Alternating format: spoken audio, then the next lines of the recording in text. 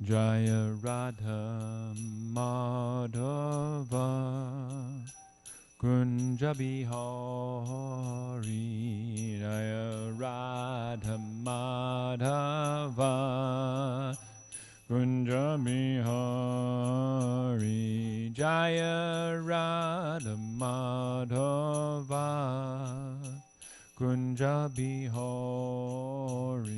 Jaya Radha Madhava Kunja Bihari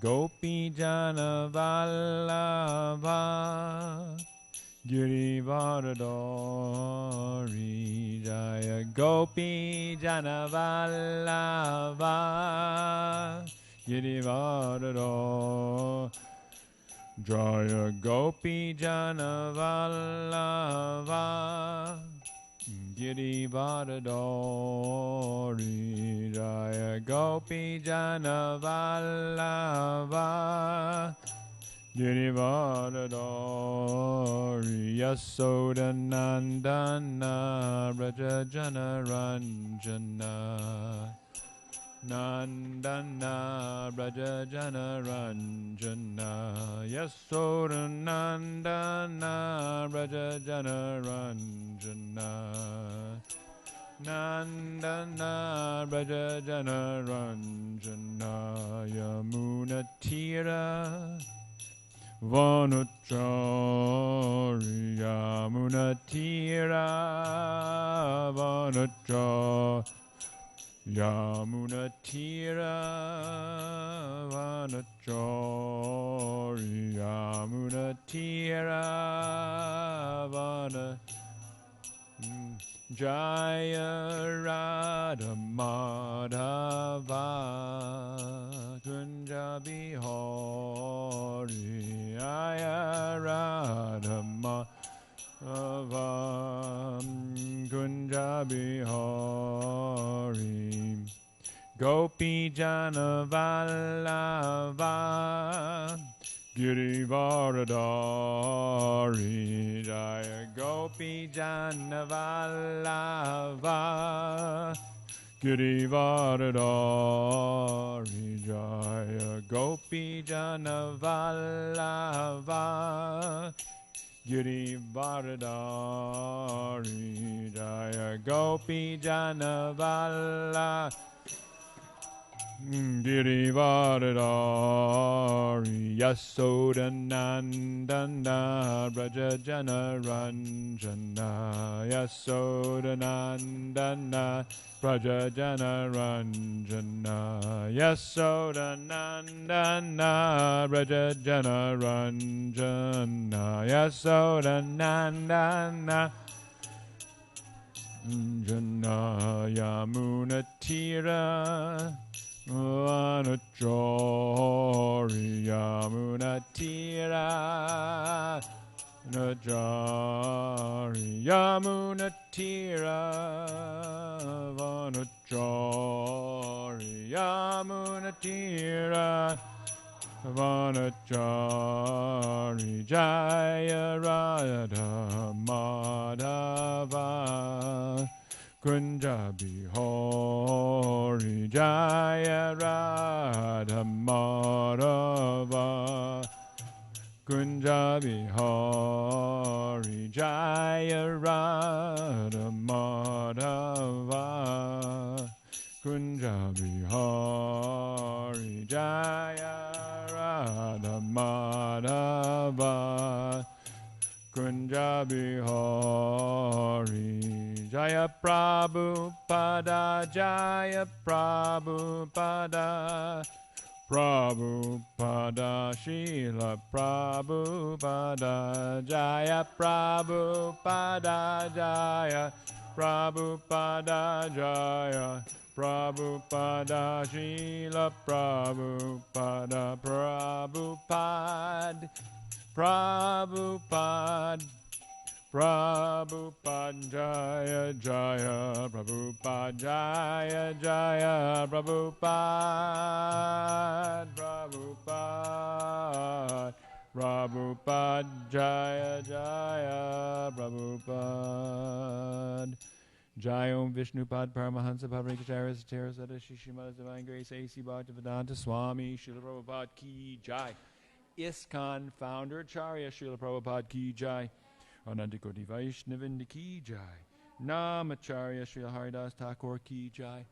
Prem Sikho Shri Krishna Chaitanya Prabhu Nityananda Shri Dvaita Gadadhar Shivasati Gaur Bhaktivinoda Ki Jai. Jai Radha Krishna Gopa Gopanath Shai Mukunda Radha Kunda Giri Gaurani Ki Jai. Brindavan Dham Ki Jai. Mayapur Navadip Dham Ki Jai. Jagannath Puri Dham Ki Jai. Grantaraj Srimad Bhagavatam Ki Jai. Srila Prabhupada Ki Jai. Gaur Premanandi. All glories of some devotees. All glories of some devotees. All glories of some devotees. All glories of Shri Shri Guru and Garanga. Namo Om Vishnu Padaya Krishna Padaya.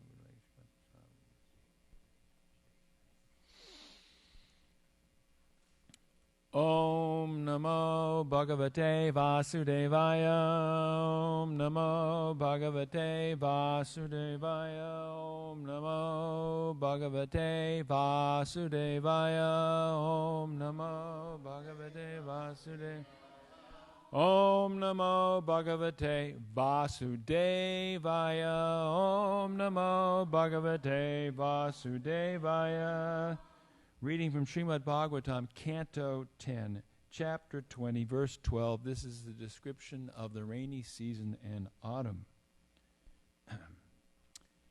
Chaitrani Shasya Sampadbi Karshakanam Mudadaduhu Maninam Anutapam Vai Devadinam Ajanatam Chaitrani Shasya Sampadbi Karshakanam Mudabdadu Maninam Anutapam Vai Devadinam Ajanatam Chaitrani Shasya Sampadbi Karshakana Mudam Dadu Maninam Anutapam Vai Daivadinam Ajanatam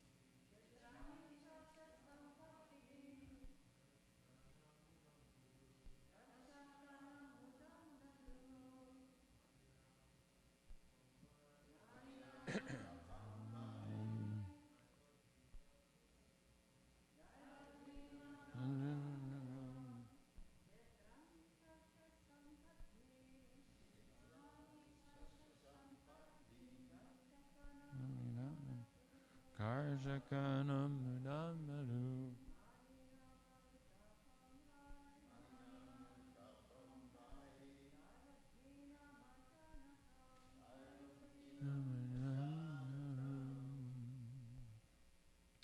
Chaitrani of the fields, Shasya Sampadbihi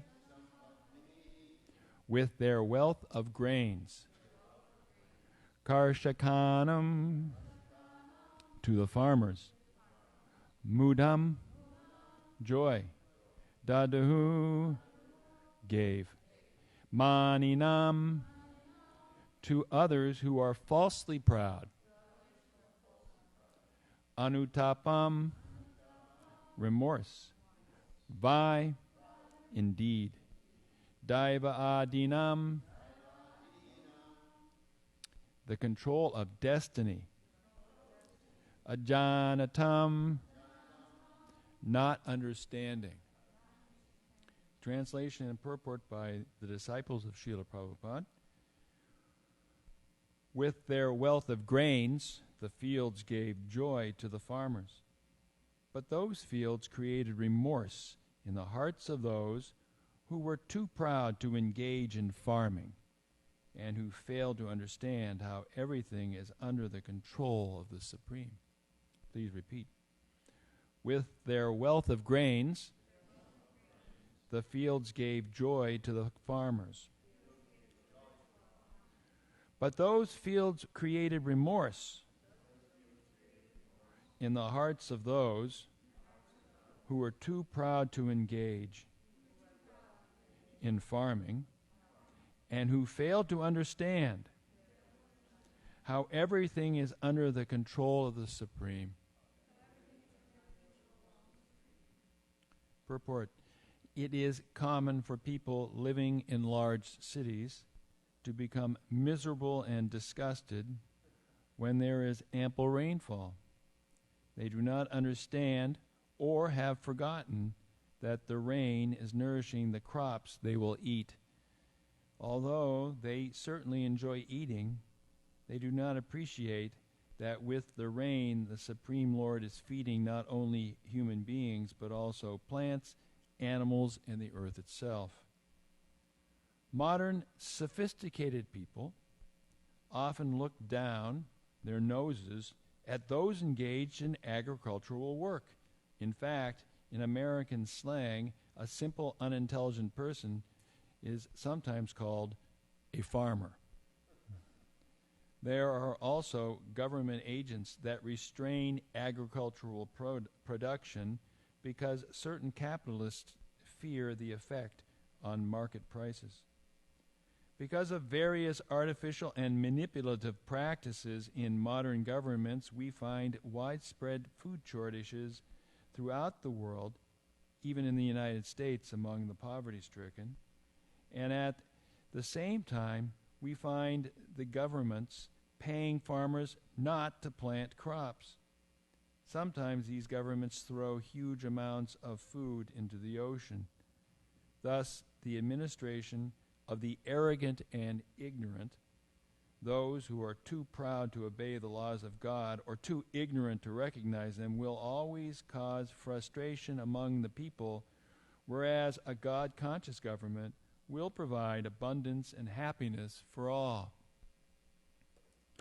Om Jnana Timarandasya Gyanan Gyanan Shalakaya Chakshu Umritan Gena Tasmai Shri Gurave Namaha Shri Chaitanya Manobhistam Stapitam Yena Bhutale Swayam Rupa Gadamayam Tatati Spapadantikam Nama Om Vishnu Badai Krishna Bastai Bhutale Shrimati Bhakti Vedanta Swaminityanamani Namaste Saraswati Devi Gauravani Pacharni Nirvasesa Shunyavadi Praschadesh Tarni Jai Shri Krishna Chaitanya Prabhu Nityananda Shri Dvaita Gadadhar Shivasati Gaur Bhaktivinda Hare Krishna Krishna Krishna Hare Hare Hare Rama Rama Rama Hare Hare.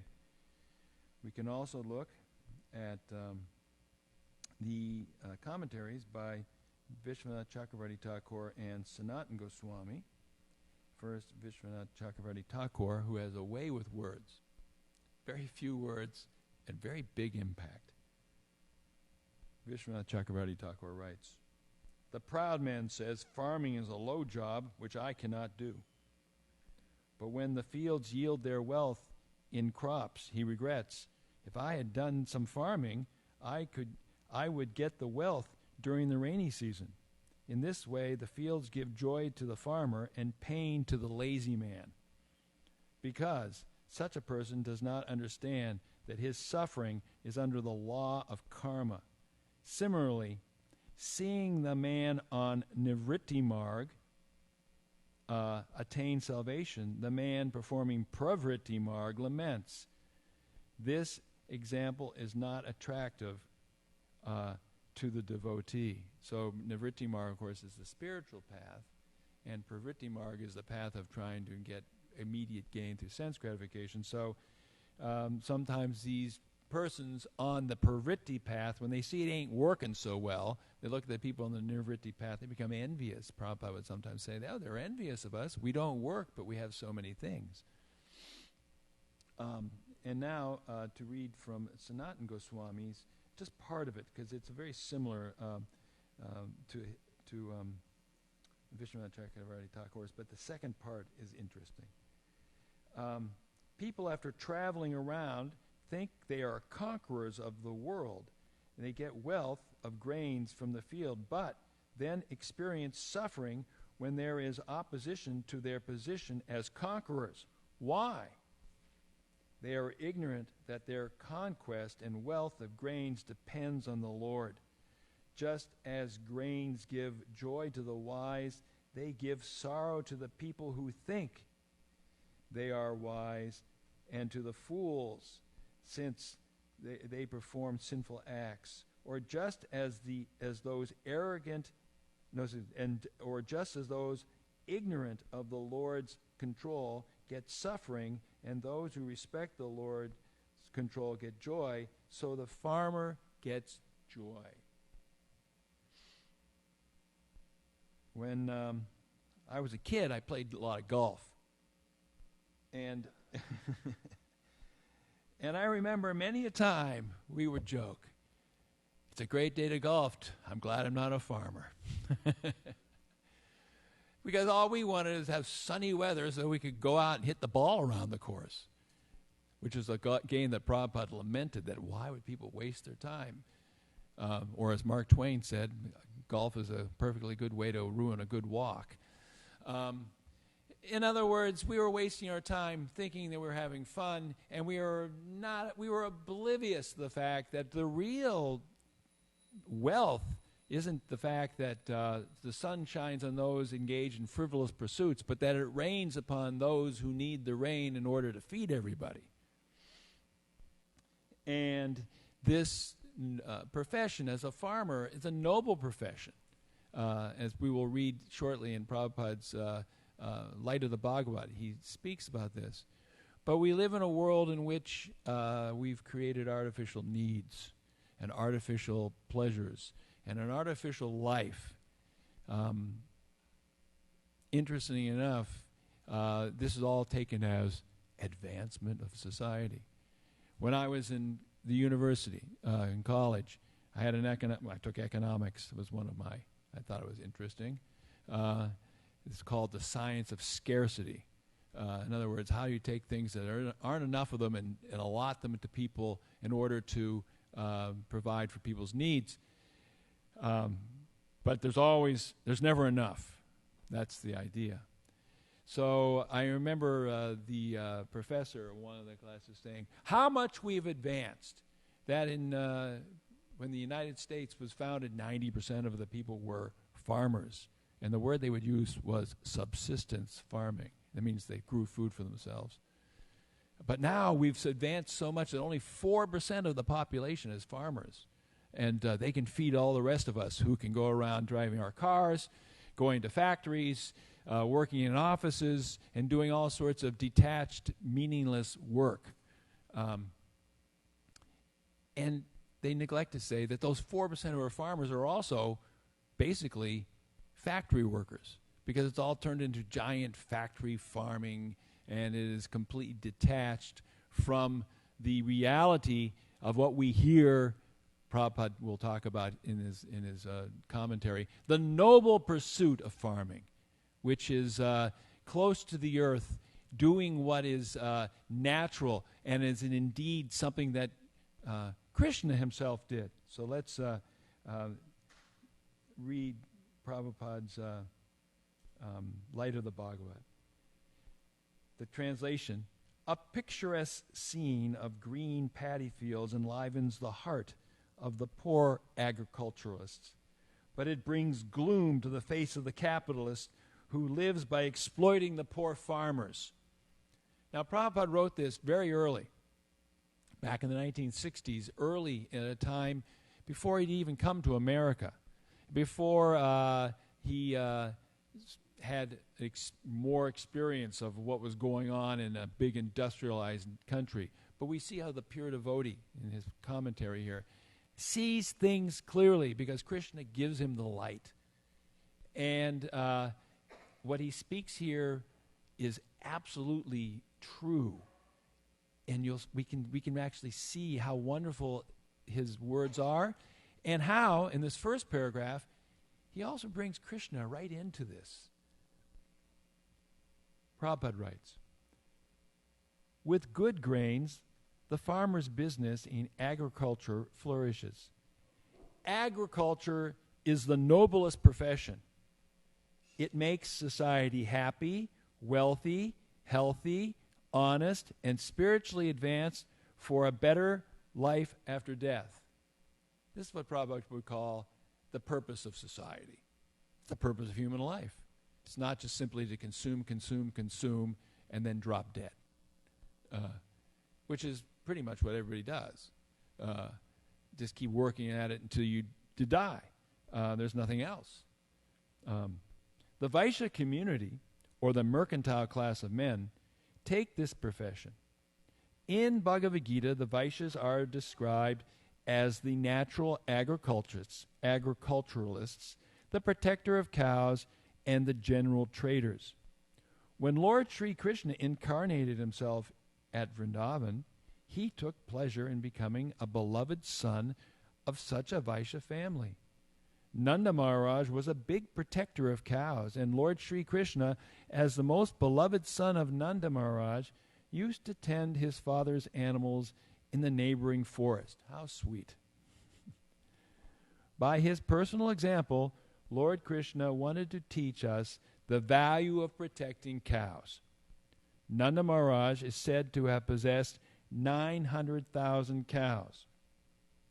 And at that time, Lord Sri Krishna, about 5,000 years ago, and at the time of Lord Sri Krishna, about 5,000 years ago, the tract of land known as Vrindavan was flooded with milk and butter. Therefore, God's gifted professions for mankind are agriculture and cow protection, not computer programming, not industrial design, not energy production, these sorts of things, but actually this simple life. And Prabhupada wanted us to try to get back to that simple life, close to the land. Prabhupada goes on. Trade is meant only for transporting surplus produce to places where the produce is scanty. But when traders become too greedy and materialistic, they take to large-scale commerce and industry and allure the poor agriculturalist to unsanitary industrial towns with a false hope of earning money, more money. The industrialist and the capitalist do not want the farmer to remain at home, satisfied with his agricultural produce. When the farmers are satisfied by a luxuriant growth of food grains, the capitalist becomes gloomy at heart. But the real fact is that humanity must depend on agriculture and subsist on agricultural produce. Whatever the kind of agriculture is done, whether it's natural, organic, close to the earth family farming, as we see example of Krishna himself, the Lord himself in Vrindavan, or a big, huge industrial enterprise which is producing unhealthy food in many cases. You got to have farmers. Prabhupada wrote an article in Back to Godhead early, before he came to America. You can't eat nuts and bolts. And he describes how foolish it is that the modern culture and the modern society puts so much emphasis on creating things, but forget that everything is based upon the earth and how the earth produces. And here Prabhupada talks about the Industrial Revolution, really, how we learn about the Industrial Revolution is something great, because look how we are today. We got all this stuff. Isn't it great? We live a life which is really comfortable. We can enjoy so much. We have got cars and planes and computers and all these kinds of accoutrements that make life, they call it creature comforts. It's for the body. But what is it based upon? It's based upon the fact that there are capitalists or persons with large amounts of money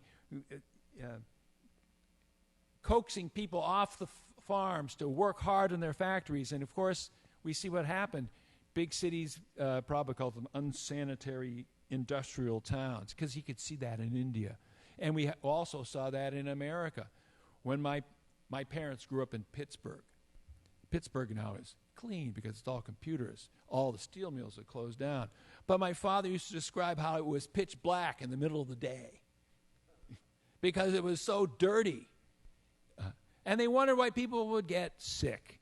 Why? Because you're breathing air, which you shouldn't be breathing. Why? So they could produce a lot of steel, so people could drive around in boxes with engines in them. Because it went faster than the horses did. Oh, how wonderful. And if we consider the fact that everything we have in this world today is based upon a certain kind of chemical called a petrochemical, which has only been produced for 160 years, how illusory all this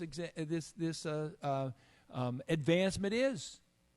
Because it's been, how long has it been here? Very short period of time. It may not be here much longer. Therefore, we have to understand that Krishna's way of life, the way of life given in the Bhagavatam, that's the natural way. Not the way of so much so-called enjoyment of our material senses. Prabhupada finishes this purport of this writing. No one can produce rice and wheat in big iron factories. The industrialist goes to the villagers to produce the food grains he is unable to produce in his factory.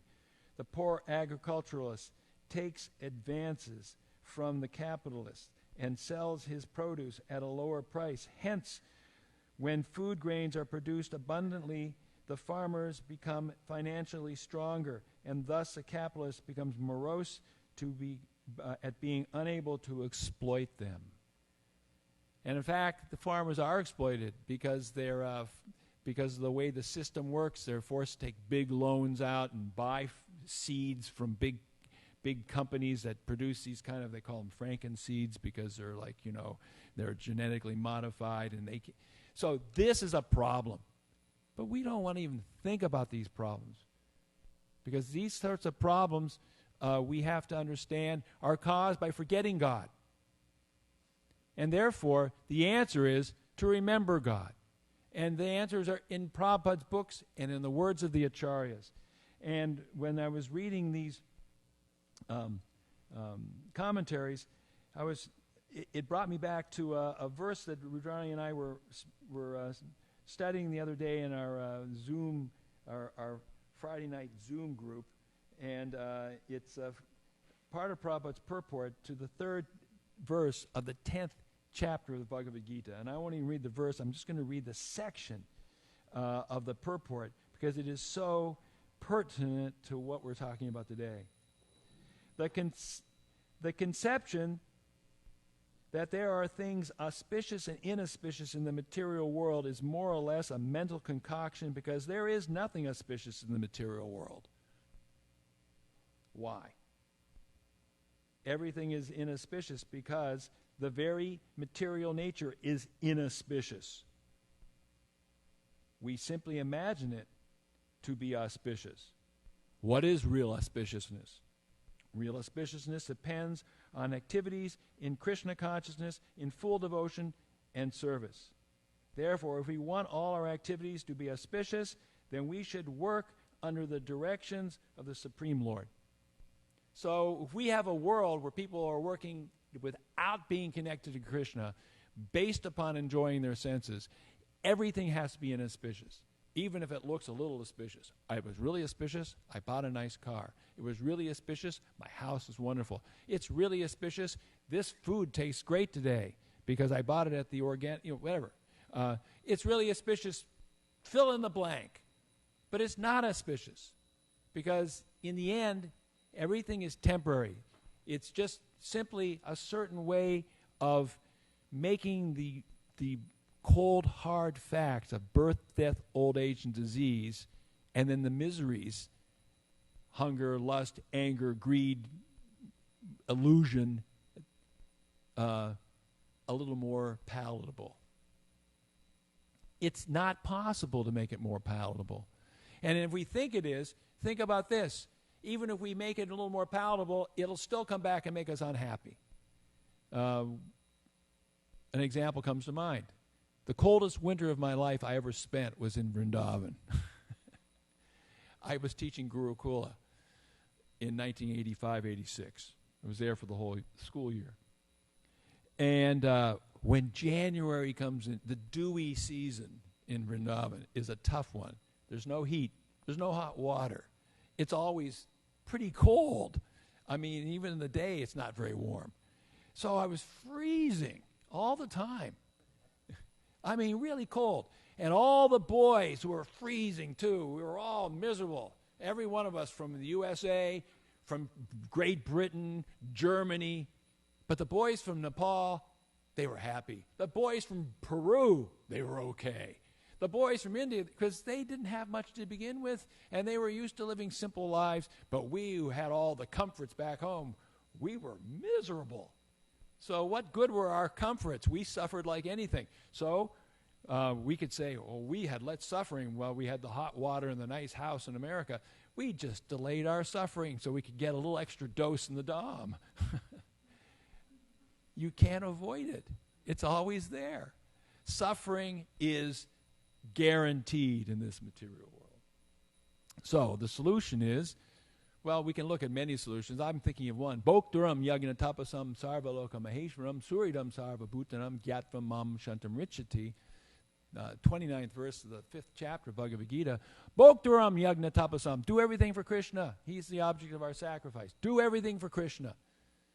Sarvaloka maheshwaram. Why? He controls everything. He's the boss everywhere. But he's not just a mean old boss. Suridam sarvabhutanam. Surit, he's your friend in your heart, the best friend. So nice. Gyatvam mam shantam richati. If you want real mitigation of your miseries, that's how to do it. Not to get more stuff. Because even if you get more stuff, you're not going to be able to avoid death. You're not going to be able to avoid disease or infirmity or so many things.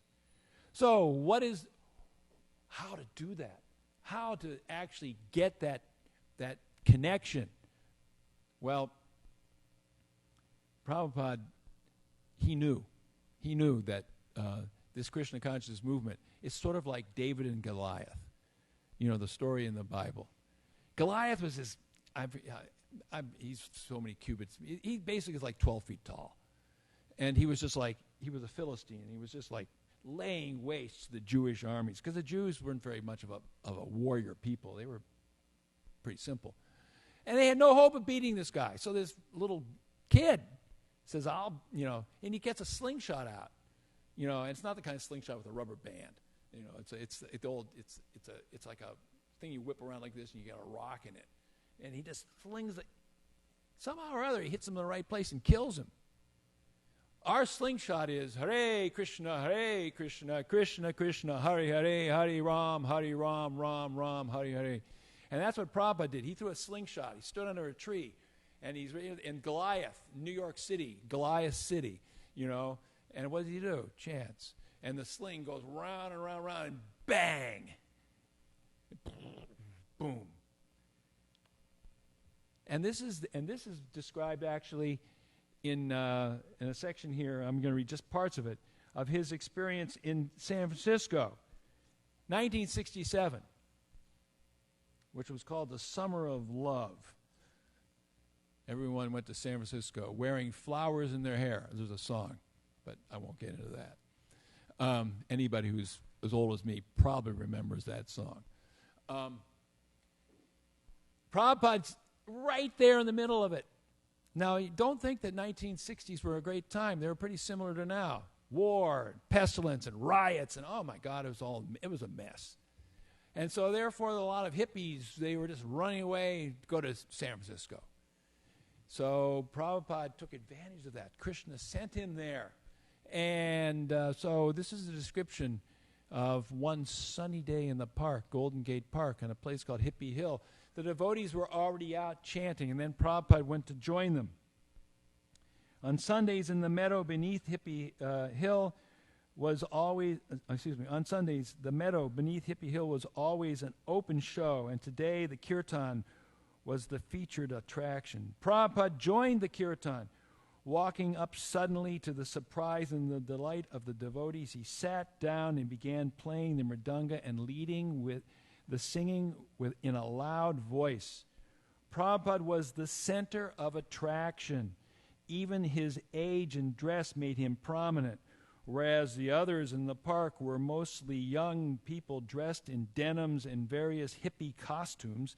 Prabhupada was 70 and distinctly dressed in saffron robes, and the way the devotees had all cheered and bowed before him and were now looking at him so lovingly caused onlookers to regard him with curiosity and respect. As soon as he had sat down, some young children had gathered in close to him. He had smiled at them, deftly playing the mridanga, enthralling and entertaining them with his playing. After an hour of chanting, Prabhupada stopped the kirtan and addressed the crowd. Hare Krishna, Krishna Krishna, Hare Hare, Hare Rama, Rama Rama, Hare Hare. This is the sound vibration, and it is to be understood that the sound vibration is transcendental, and because it is transcendental vibration, therefore it appeals to everyone, even without understanding the language of the sound. This is the beauty. Even children respond to it. After speaking 5 minutes, Prabhupada began the kirtan again. One woman with long, uncombed red hair began dancing back and forth and chanting, a baby in her arms. Skip ahead a little here. Prabhupada set his mridanga aside and stood, playing kartals, swaying among the dancers. Some of the young people joined hands, forming a circle, and began to dance around him, around and around in front of Swamiji. Then they encircled him, as he looked on, still swaying and now clapping solemnly. They danced around him, hand in hand, jumping and wriggling and chanting Hare Krishna. The soft pink hue of his khadi robes contrasting with the pied dress of the hippies. Swamiji looked unusual and wonderful, watching and solemnly sanctioning the kirtan performance. The dancing was free form and sensuous, but that was the way these young people expressed their feelings through their bodies. They bounced and bounced into the air. Sometimes the circle of dancers would break and become a single line, weaving in and out among the people sitting on the grass, in and out among the silk flags. A muscular boy held the hand of a girl wearing long, dark braids and a black headband in American Indian style. At the end of the line, a boy held a girl's hand with his left hand, while his right hand held a wooden recorder to his mouth, and he tooted as he weaved in and out of the crowd. Prabhupada became tired and sat beside the brass bottom timpani. Singing and playing kartals, he sat grave and straight like an ancient sage. Swamiji looked kind and amused. The hippies found him beautiful. He remained gentlemanly, aloof amid the twisting, shaking, rocking, dancing young people. Amid their most sensual movements, he appeared not at all like them, for he moved in a stately, elderly way. As he surveyed the activities in the meadow, he seemed deeply pleased at seeing the ring of dancers singing all around him, chanting Hare Krishna. Although the enthusiasm of the hippies was often wild and sensual, the gathering assumed a wholesome sweetness due to the chanting of Hare Krishna. For Swamiji, the main thing was that the chanting was going on and on. Dressed in his saffron cloth that seemed to change colors subtly in the fading afternoon sunlight, he watched in a kindly, fatherly way, not imposing any restraint, but simply inviting everyone to chant Hare Krishna. This is Sankirtan. We did a little of that yesterday. We're not Prabhupada, but we were there, giving people the holy name, because there's nothing else in the three worlds but the holy name. Try as we might to stop time and enjoy this world, it's impossible. The only way to stop time and enjoy is to join Krishna in his dance, to join Prabhupada in his dance.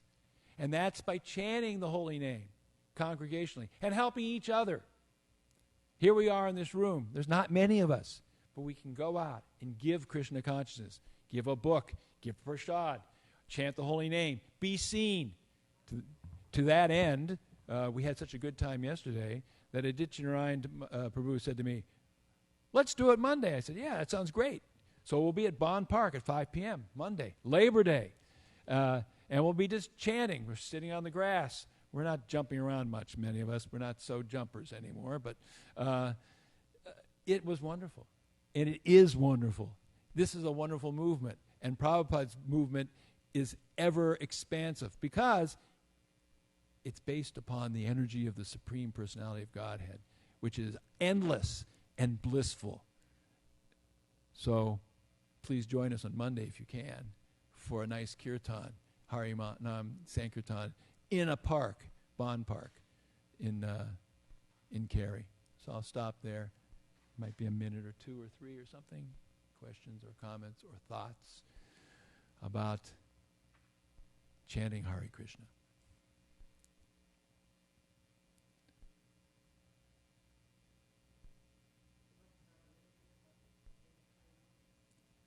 Well, it was maybe about 15 of us. We were sitting, and Batu Gopal came out and led a nice kirtan, and Kalindi led a kirtan, and Rudrani did, and I did, and Kunja Bihari did. It was, everybody had a chance to sing. It was really nice. And then lots of people, we were situated in a place where people were walking by, and we had a book table, and people would take the books, and then, Ditya brought some Bhagavad Gitas, and they would reach over, and he'd show them a Bhagavad Gita at arm's length with masks on. And in this way, lots and lots of people. And, it's Cary is a very international crowd. It's we've got your people from China, your people from India, lots of people from India and China, and then Muslims there. It's really like it's like the UN, and then you have black kids and white kids and people on skateboards, and it's a big park, and everybody was out trying to enjoy. And we had like the Hispanic guys over in one corner having their cookout, and some little kids over there, and one kid about 12 years old comes over and stuffs $1 into the into the jar. Do you want a book? No, I just want to give you $1. Yeah, why? He just liked it. He liked the singing. So, and he did that on his own accord. It was him. I didn't see Mom tell him, give him $1. No, he just gave $1. He wanted to give, because that's the beginning of his spiritual life right there.